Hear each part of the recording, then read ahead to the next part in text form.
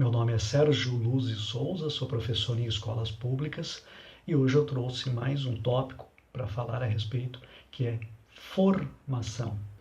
Uma formação que eu entendo que tenha sido muito eficiente foi numa escola em que nós detectamos que havia alguns autistas e outros autistas eram supostos, ou seja, nós acreditávamos que aqueles adolescentes, aquelas crianças, em função das atitudes que elas apresentavam, fossem autistas. E o que foi feito? A direção da escola chamou até a escola uma pessoa que trabalhava com uma instituição. Eles tinham um conhecimento muito mais aprofundado sobre como é que o autista age.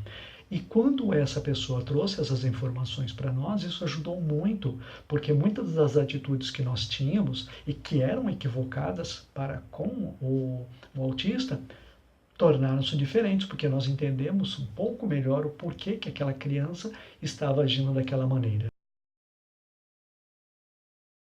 LDB, Lei de Diretrizes e Bases, e vou ler uma parte que fala sobre formação. No título 6º, parágrafo único, está escrito o seguinte: a formação dos profissionais da educação, de modo a atender às especificidades do exercício de suas atividades, bem como aos objetivos das diferentes etapas e modalidades da educação básica, terá como fundamentos: inciso 2.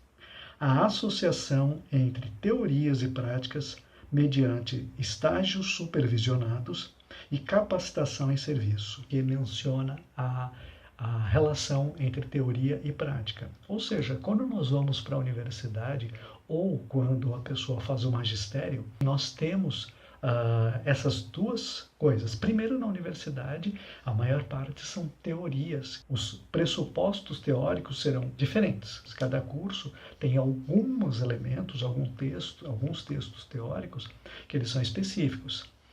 E muitos dos teóricos que escrevem esses textos se voltam, por vezes, a teóricos fundamentais, como Piaget, que trabalham muito com a questão da aprendizagem, da construção do conhecimento, porém, via de regra, eles têm os olhos voltados a como é que a criança faz isso. O fato de ter essa faixa etária pode ser um tanto quanto restritivo e, portanto, é necessário pensar como é que isso acontece até o ensino médio. E onde é que nós vamos ver isso? É quando o professor vai para a sala, vai para a aula, porque a aula não precisa necessariamente ser em sala de aula, né? Mas quando ele vai para a aula, ter contato com seus estudantes, e então ele vai ver a realidade, ele vai ver como é que funcionam esses pensamentos que ele leu, tanto a respeito dos quais ele leu, como é que essas coisas funcionam. Então, essa relação é muito importante, porque é possível, inclusive, que o professor acabe vendo que aquelas teorias que ele aprendeu, elas estão, inclusive, obsoletas, ou elas não se enquadram, elas não colaboram para a prática que ele vai ter naquele lugar específico. Em outro ponto, no artigo 62A, existe uma outra informação também que é muito importante com relação à formação do professor. A formação dos profissionais a que se refere o inciso 3º do artigo 61 far-se-á por meio de cursos de conteúdo técnico-pedagógico em nível médio ou superior, incluindo habilitações tecnológicas. O parágrafo único diz o seguinte: garantir-se-á formação continuada para os profissionais a que se refere o caput, no local de trabalho ou em instituições de educação básica e superior, incluindo cursos de educação profissional, cursos superiores de graduação plena ou tecnológicos e de pós-graduação. Então, o que nós vemos aqui é que está incluída a ideia de que serão oferecidos esses cursos, inclusive o curso de pós-graduação.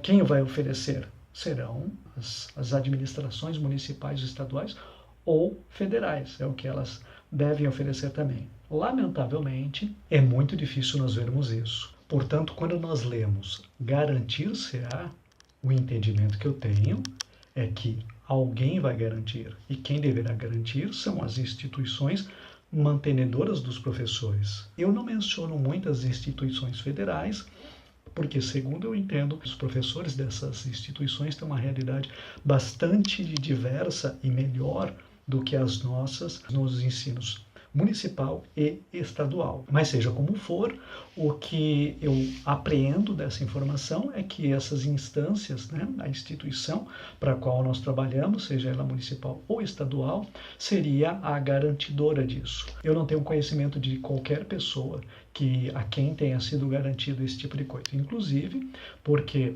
quando se tenta um mestrado ou doutorado numa instituição pública, é um concurso que é aberto a todas as pessoas. E eu não tenho conhecimento de ter uma garantia para o professor de escola pública. Se for numa instituição particular, pode ser, mas eu também até agora não soube de nenhum município ou estado que garante aos professores um curso de pós-graduação, seja ele lato stricto sensu, em instituições particulares. Com relação aos cursos de pós-graduação, stricto sensu, mestrado e doutorado, vai agregar muito conhecimento. Porém, é necessário pensar em questões práticas também. Se esse professor for fazer numa universidade pública, ele talvez tenha a garantia de uma bolsa de estudos. Mas também é possível que ele tenha a obrigatoriedade de dedicar um tempo a mais, porque a universidade exija disciplinas obrigatórias ou tempo para escrever, e esse professor vai ter que se dedicar menos ao trabalho. E isso significa que ou ele vai ter que se manter com uma bolsa de mestrado, uma bolsa de doutorado, que muitas vezes pode ser até menor do que o salário que ele recebe, ou ele vai ter que ter menos aulas para conseguir dar conta de estudar, escrever, pesquisar, além de dar as aulas que ele vai dar. Alguém poderia pensar, mas não vale o investimento, porque depois esse professor vai ter a recompensa? E aí é que nós chegamos a uma lamentável conclusão. Veja, no município de Ivoti, a carreira do professor prescreve que mestrado e doutorado têm o mesmo valor. Significa que se esse professor fizer o mestrado, ele vai receber um percentual de 5% de aumento. Se ele fizer o doutorado, ele não vai receber aumento algum. Ele vai continuar na mesma situação. Portanto, para que esse professor vai fazer um doutorado? Se esse professor ficar 5 anos sem interrupção de trabalho, ele vai ter os mesmos 5% de aumento. Portanto, um professor ou uma professora que fique na sala de aula por 5 anos trabalhando, ele vai ter o seu salário contínuo, sem ter a perda que ele teria se ele parasse, se ele se ausentasse por um tempo para fazer o mestrado, e isso, lamentavelmente, é muito mais compensador para ele. Essa situação é em Ivoti. Em Gramado, cidade próxima também, aqui no Rio Grande do Sul, a situação é um pouquinho menos ruim. Se o professor fizer o mestrado, ele tem 10% de aumento. Se ele fizer o doutorado, ele tem mais 10%.